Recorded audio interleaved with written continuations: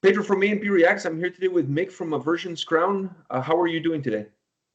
Doing good, man. It's morning for me, so it's 11:30 on Thursday morning. So I think I'm in the future. Yeah, you're definitely in the future because for me it's still Wednesday. Yeah, sick. The first thing that I have to say to you is, after listening to the album, I felt that this new record, "Hell Will Come for Us All," which actually feels like hell is already here, but that's a different story altogether. To me, listening to the album, it felt that this album will be to 2020 what Human Target and the Sea of Tragic Beasts was to 2019. How do you feel about that? I think that's a cool compliment. They were both awesome albums from last year, and yeah, so that's a huge compliment to me. How was the creative process for you and the band to get this record together, ready to release to the public? I mean, the creative process started sort of immediately after we released the Xenocide album. I guess we never really take a break from writing. If there's if there's ideas, we'll just start working on them straight away. So I know a lot of bands might sort of release an album and then just kind of that's it for a while. They'll just tour and not really think about the future. But yeah, we're always working on something new musically and creatively at any given time. So it was done over a couple of years, and the influences on the album, I guess, were drawn from figuring out things that went well live from the previous albums. And after touring so much and playing shows all around the world, you kind of realize things that people kind of get out of certain songs and things that maybe don't go down so well. And that kind of played a big part in writing this album and trying to imagine how it's going to sound in the live setting as well as on a record. You're not a big fan of getting ready for the studio, working on the record at that time, and trying to jam all the songs together. You prefer to just work as the creativity comes along.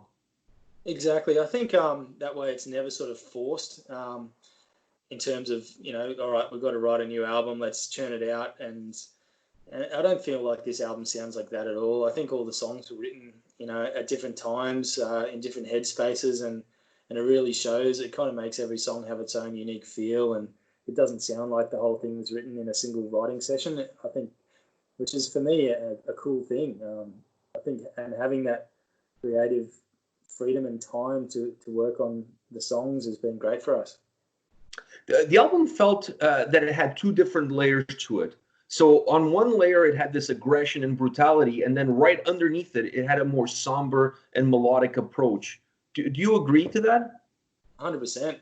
And I think that was kind of the intention behind it. I guess we kind of wanted to add both of those elements in, and it just kind of happened organically rather than us sort of really thinking, all right, we have to have more aggression in this song or more melody in this one. It just kind of happened the way it did, and nothing was really forced at all. It was a pretty natural writing process, I think.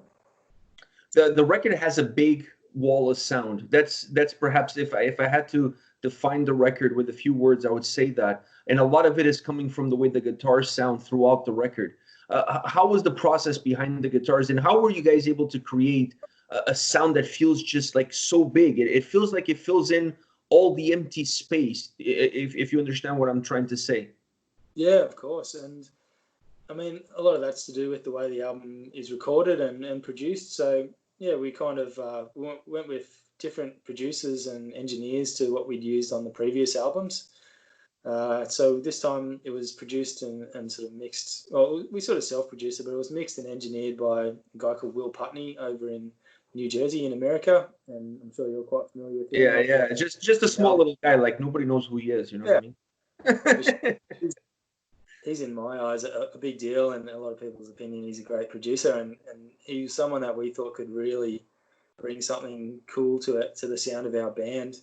And it's always been on the cards to do something with him, but for whatever reason, with timing and schedules and stuff, it's never really worked out. So we were just fortunate that with us and him, our schedules kind of lined up, and we were able to do an album together. Even though we may not have gone and tracked it with him, we were able to have him sort of present over Skype and things like that while we were engineering and tracking the album. So he was able to give input on the way things were tracked, the way things were mic'd up, the way we restrung guitars, certain things that just kind of allow him to do what he does best in the studio and mix it to the sound we wanted. Well, was that a different experience for you guys? Do you feel like working with him elevated not only the quality of the record, but it elevates you guys as a band as you move forward in terms of even looking at future records? Oh, of course. I think any album you do, you always kind of progress. It's always a learning experience for whatever reason. And every time you go into the studio, you're kind of armed with more knowledge than you were previously, but you also, have different input and you'll take new things on board and try new things out. So it's always a cool new experience. And I feel like the band always does kind of evolve every time we go into the studio and bringing anyone new on board. But especially someone like Will, who's got so much experience and knowledge and a really cool understanding of what we're actually trying to achieve. And whereas other people, they're great at, understanding what they like and how they want something to sound, but not really kind of taking on board the way you want it to sound. So, yeah, I think it was really cool working with him for all those reasons.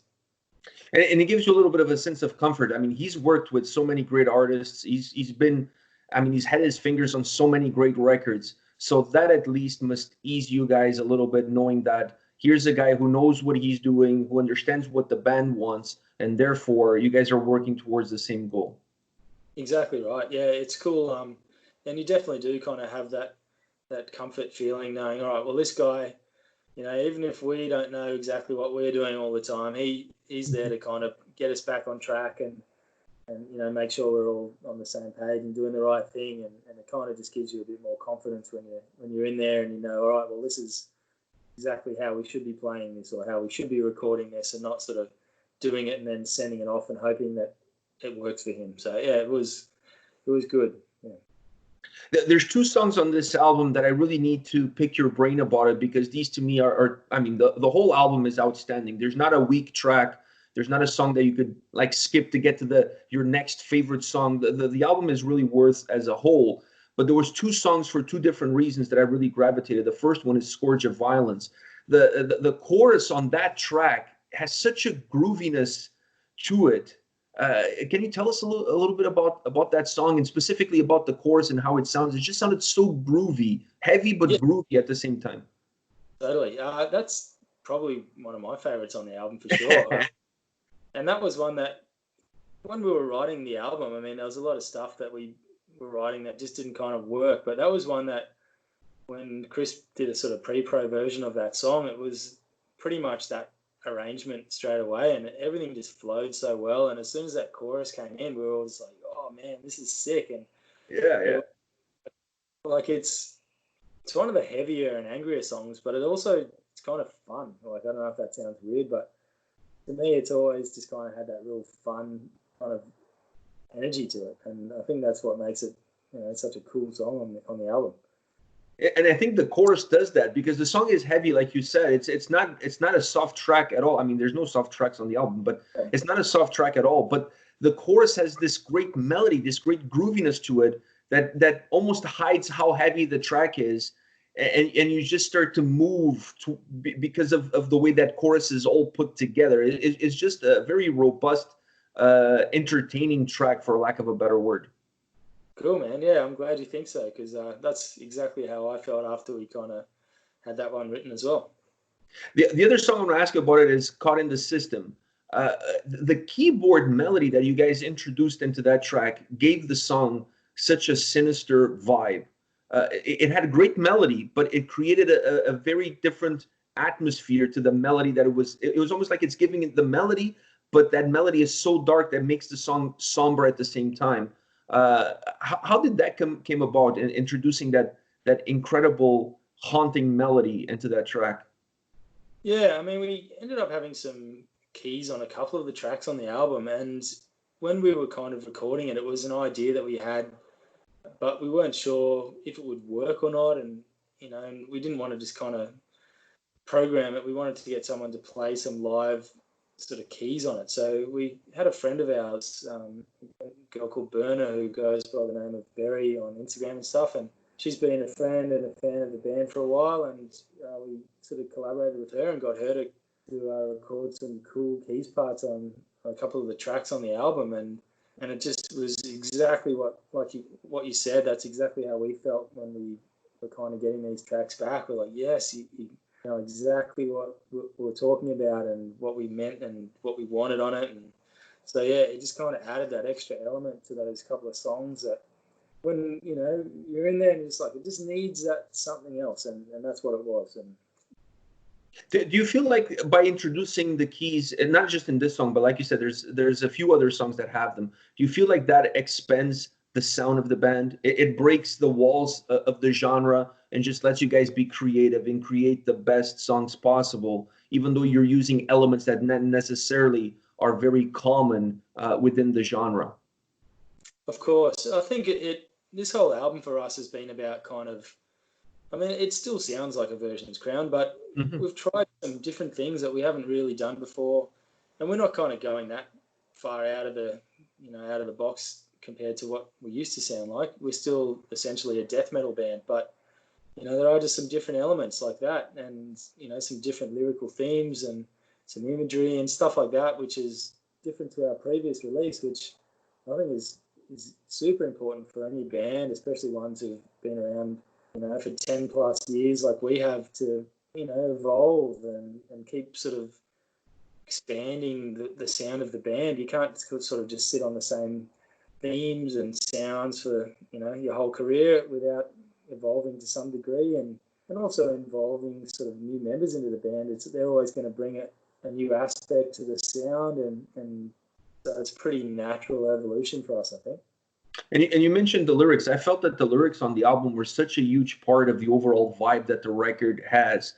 Were the lyrics a team effort, or do you have like designated lyric writers that you guys use? Okay, you do the lyrics, I do this, or it's just like really a team effort?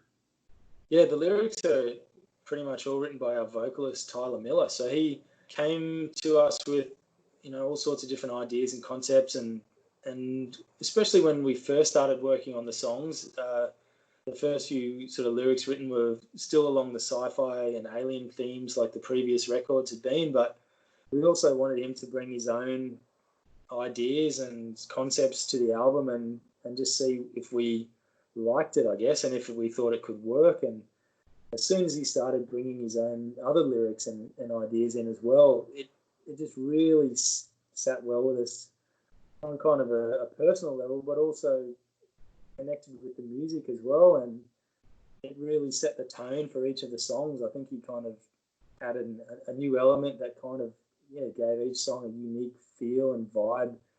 Whereas if we'd kind of kept the same lyrical theme through every song, it would have taken away from the uniqueness of each track, I think.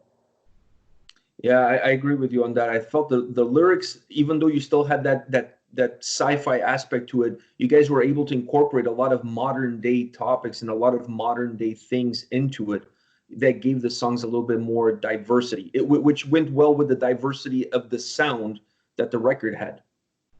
Yeah, that's awesome, man. I'm glad you agree with that. Yeah, I think you guys nailed it. And by the way, it's Tyler's debut record. How did he fit with the band? Yeah, it's his first record with the band, so he's the new guy. We we met him early last year, I guess, early 2019. So yeah, we were in a position where we needed a fill-in vocalist for a tour, and we were contacting various people, and he was someone that stood out to us. We loved the sound of his voice, and he was from the other side of the world. So we lived in Australia, we still do, and he lives in a place called Knoxville in Tennessee. So we unfortunately weren't able to kind of just invite him to come over and have a jam with us or hang out and see how he went. We had to kind of make a decision, and we ended up, just putting him on a plane from Knoxville. He'd never left the country before, and flew him over to Germany, and he jumped on a tour bus with us, and all of a sudden he's traveling around Europe singing headlining shows for Aversions Crown, which is by far the longest tour he's ever done, and all sorts of other experiences that go with it.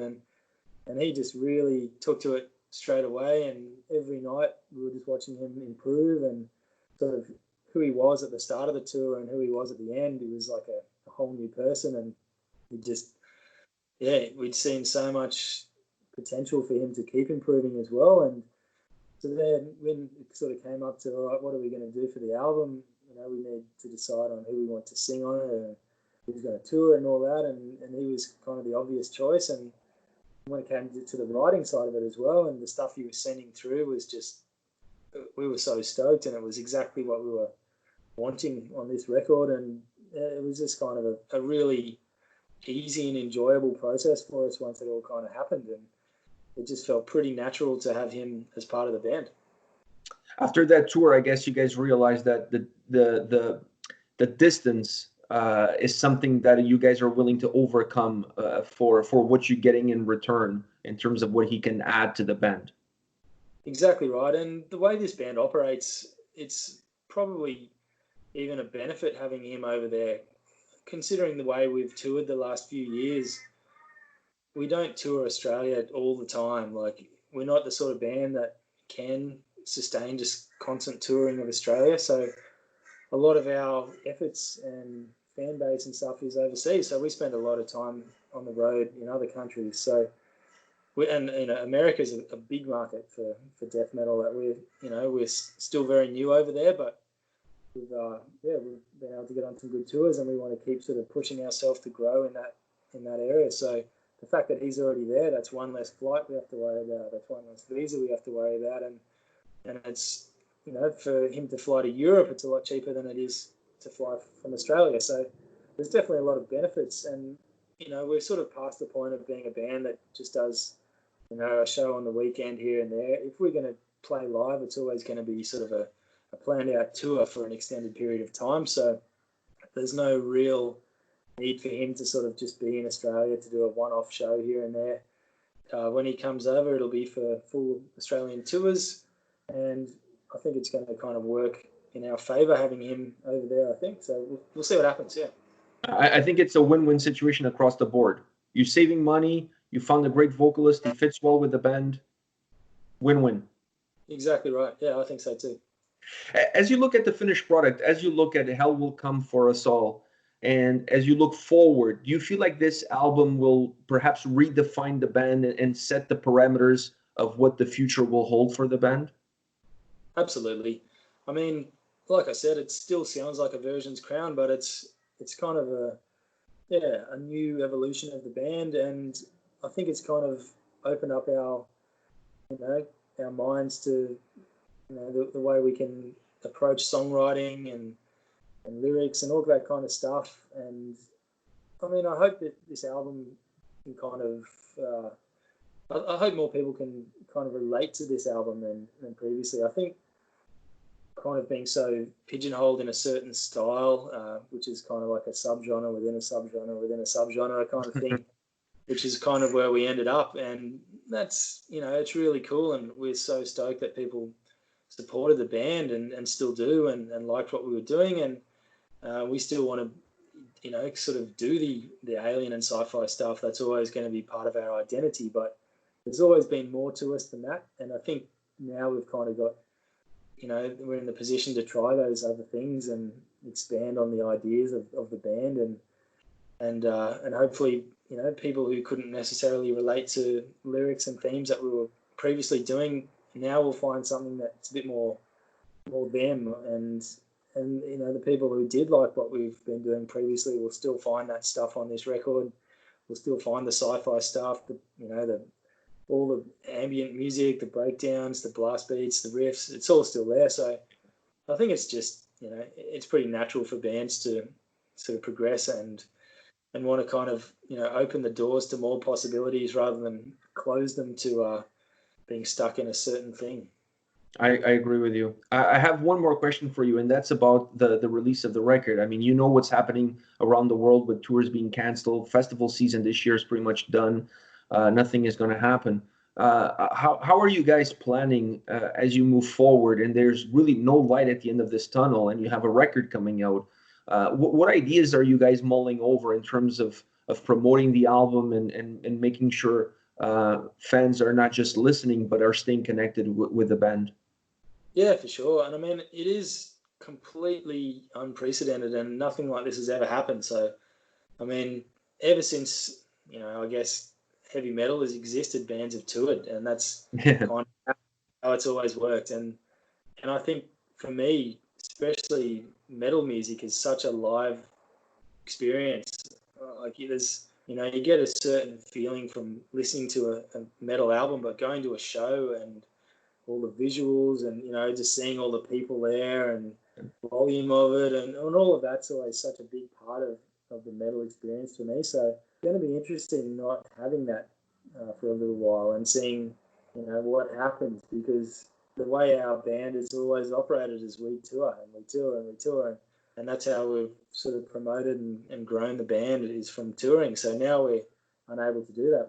And same as everyone else, we do have to kind of think outside the box. And, I know a lot of bands have kind of been holding off on releasing new music because they can't get out and tour it, promote it and stuff. But we kind of think that, it could be good to release some new music now when people can't go out and watch bands and they are stuck at home a lot of the time. And this gives people something new to enjoy and look forward to. And kind of, it might mean that even though we're not winning over new fans from playing live, more people might be actively seeking new bands at home and checking out new music that's being released. And we might find that more and more people are checking out the album because, they're craving some new music. So it might work out well, but we'll have to Yeah, wait and see. I think it's one of those things. There's a little bit of a give and take, right? Like you're missing out on being on the road and connecting with new fans that would attend the show for the first time. But being stuck at home myself, I know I really appreciate new music because at least it keeps me sane. And knowing that there's an album coming in a couple of weeks, it gives you something to look forward to and kind of forget about all the bad news that you're getting. And at least there's some little hope there. And keeping your mind clear and sane at the same time. Exactly, and that's awesome. And if we can do that for anyone, that's awesome. Like if we can give someone something to look forward to and enjoy and take their mind off negative things that are happening in the world, that's a great thing. And that's always been part of any musician. I think it's always been giving people an escape, and that's what music's always done for me. So if we can do that for other people, especially at the moment when a lot of people are doing it really tough, and if there's anything that they can get out of it to enjoy it, then that's awesome. Well, I can tell you this much. This album is going to be one of the outstanding albums of 2020. 2020 has been a shit show, but this album is definitely going to be one of the bright spots of 2020. That's awesome, man. That means a lot. Thank you very much. Yeah, you guys did a magnificent job. The moment I pressed play, I knew I was in for a treat, and I was in for a treat. So congratulations on the record. Best of luck with the release, and hopefully I'll see you guys in North America soon once this whole virus is over and done with. Awesome, man. I hope so too. And yeah, I appreciate you having me on. No problem. My pleasure. My pleasure. Thank you for taking the time. You're very welcome. And yeah, hopefully we're over there and we can catch up soon. Yeah, take care, man. You too, mate. Thanks again.